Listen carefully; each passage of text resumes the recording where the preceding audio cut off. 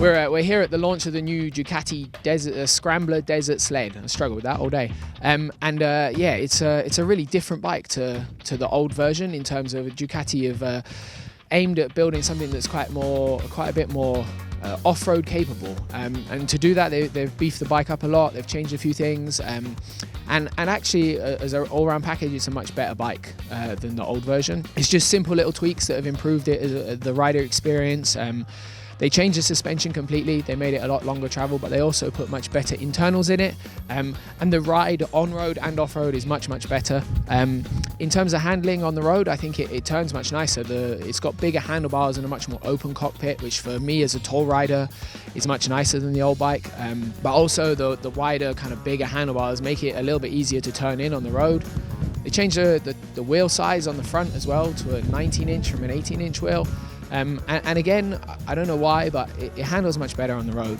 I really enjoyed it a little bit more than the old version. For 2017 as well, Ducati have had to, like all European manufacturers, have had to meet the Euro 4 spec. And they've done a really good job of that. The bike doesn't really feel much different in the engine, but one of the things they did address was the abruptness when you first roll on the throttle. The old model had a little bit of a kind of a hit to it, which was a little bit frustrating to ride. It made it a little bit awkward when you rolled down in corners or when you pulled away. And by changing the cam in the throttle, the actual body of the throttle, they've improved that massively. It's so much nicer to ride. It's so much smoother and much easier, and kind of just a much nicer experience, really. In terms of off-road, the old version, even the urban enduro style one, wasn't really made for off-road. You could do some skids and stuff on a dirt road, but it wasn't real good for it. But this version, it is much better. It isn't an off-road bike. It's a bike you can kind of cruise, as the name kind of suggests, you can cruise around the desert on, you can do some dirt roads and kind of bumble along and jump off some rocks and that kind of thing. And it's fun to play on. It's not an off-road bike. If I wanted to go off-road riding, I would take an off-road bike. But for something to just bimble around on and kind of have fun on in general, it's pretty good. It handles the dirt pretty well.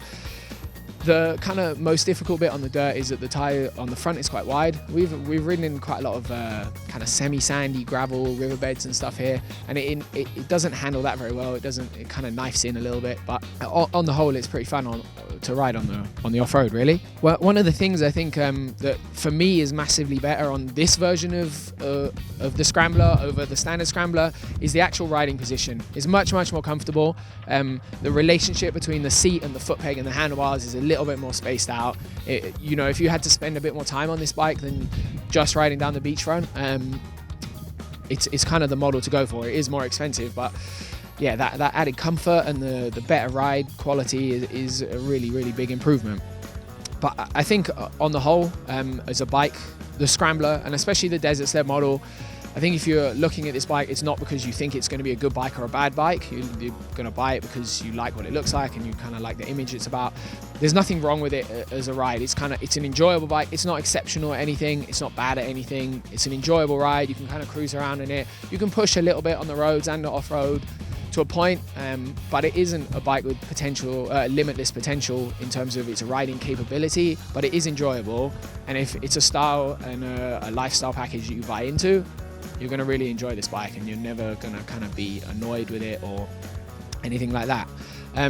As an adventure bike, actually I think it could be a really good package because it handles the dirt just well enough that you can kind of cover most of the dirt that you would encounter when you're traveling somewhere. So dirt roads, even when they get a bit rough, it's good enough that where the old model would easily have faltered, this one, it doesn't. It kind of handles rocks and gravel and hills and stuff with relative comfort. So you can push yourself to where you could ride dirt roads through the mountains or somewhere in South America or Spain or Europe or France or wherever you are, and you wouldn't really have a problem with it. And you could put some soft bags on the back and it would make a nice bike to do that on. It would be a really relaxed ride.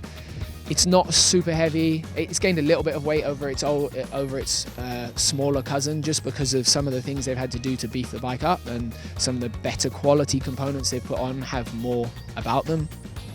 But I think actually it's a bike that you could really enjoy traveling on, because it's just a bit low fuss and you kind of blend in and yeah, not really not really have much to deal with in terms of weight or difficulty of riding or any of that sort of stuff. If your idea of adventure is kind of just being out there and in the world rather than chasing difficult things and getting yourself stuck in the middle of nowhere, actually I think it would be an awesome bike for it.